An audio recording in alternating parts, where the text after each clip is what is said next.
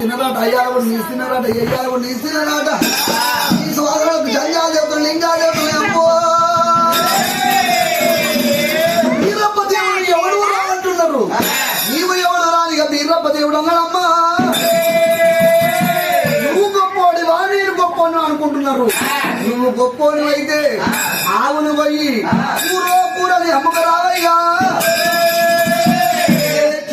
కీలకు పెట్టి నువ్వు ఆవులు లేపినట్టయితే నేను గొర్రెల మంద వదిలి పెడతా, ఏడుగురు భోగిల వదిలి పెడతా, నేను వెళ్ళిపోతున్నాడు అమ్మో. నేను కూడా పొడేళ్ళు పోస్తా. కూర అమ్ముకొచ్చేయిగా ఏ కీలు కాకీలు అప్పు పెట్టి పొడేళ్ళు లేస్తా. నేను లేపినట్టయితే ఈ గొర్రె మందని వదిలిపెట్టాలి, అన్ని తీర్లు వదిలిపెట్టాలని ఆజ్ఞానం తీసుకున్నారు. ఆజ్ఞానం తీసుకొని అటువంటిగా భగవంతుడైనా గురుడు వీరప్ప దేవుడు ఏమి చేస్తున్నాడమ్మా. వాళ్ళు కూడా అటువంటి గోవులు పోసిండ్రు. కూర అంటే ఎవరు కొనలేదు. అటువంటిగా భగవంతుడిగా వీరప్ప దేవుడు ఏం చేస్తున్నాడు, గొర్రె పొడలు పోస్తున్నాడు అమ్మో. కూర అమ్ముకొచ్చినాడు.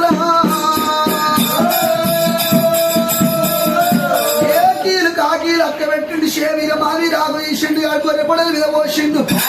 అటువంటి వజ్రాయుధం చెప్తున్నాడు అమ్మో. అప్పుడు పండుగ వేసిన గొర్రె పొడలు లేచి ఉరికినట్టు ఉరుకుతున్నది.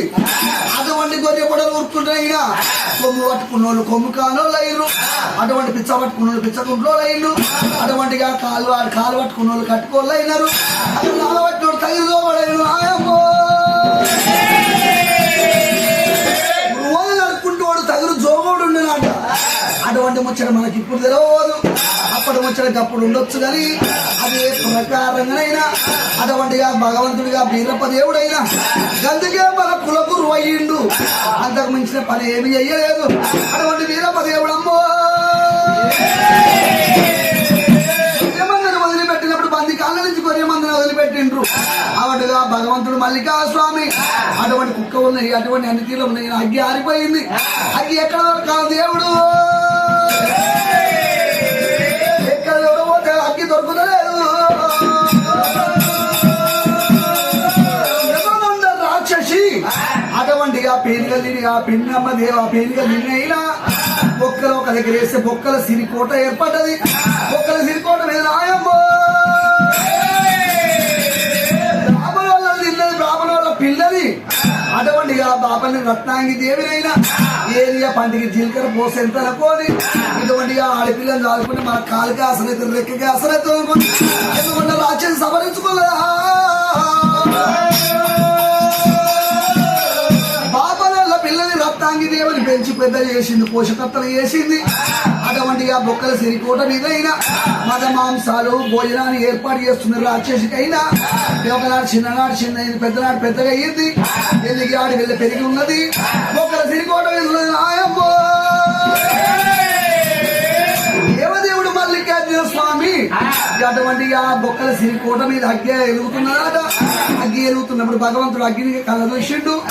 ఆ బొక్కల సిరికోటకైనా చేర వస్తా ఉన్నాడు దేవుడు మల్లయ్య.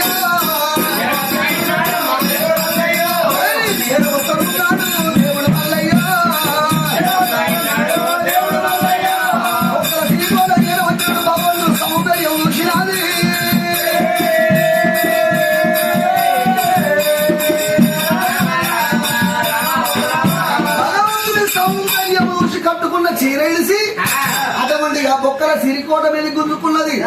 మామా రత్నాంగి దేవి నాకు అగ్గి అన్నప్పుడు అగ్గి ఇస్తాను. ప్రాణం పోయినాక శివుల పోగులు అడ్డమనుకోని భగవంతుడు మల్లయ్యా అనుకున్నా మన భూమి దూరం ఉరికింది. నా ప్రాణం పోతుందేమనుకోని మళ్ళీ చూస్తున్నాడు అమ్మో. బంగారి గొర్రె ఎండి దగ్గర బయటికి వెళ్ళేది ఉండే. అటువంటి భగవంతుడు మల్లికా స్వామి కళ్ళ చూసిన వాటికి మానవునికేమో కళ్ళ ఉంటది, బాబుకు మంట ఉంటదయ్యా.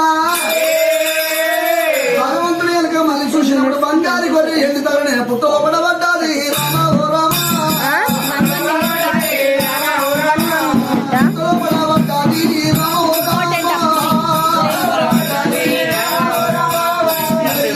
చెవులు పట్టి భగవంతుడే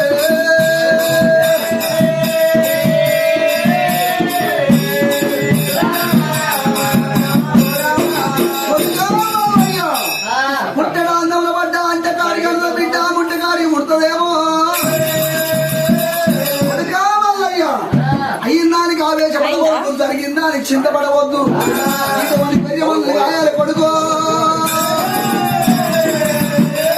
ఎట్లా గాయాలి ఎట్లా ఏ విధంగా ఉండాలనుకున్నారా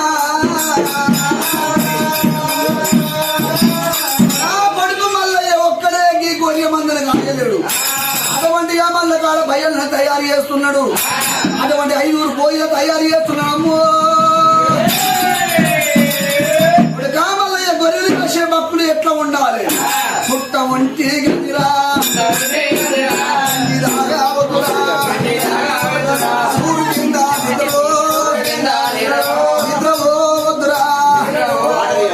మంగలింది సగరమో సగరమొద్దు కొడగరా సాగలింది సర్వపోక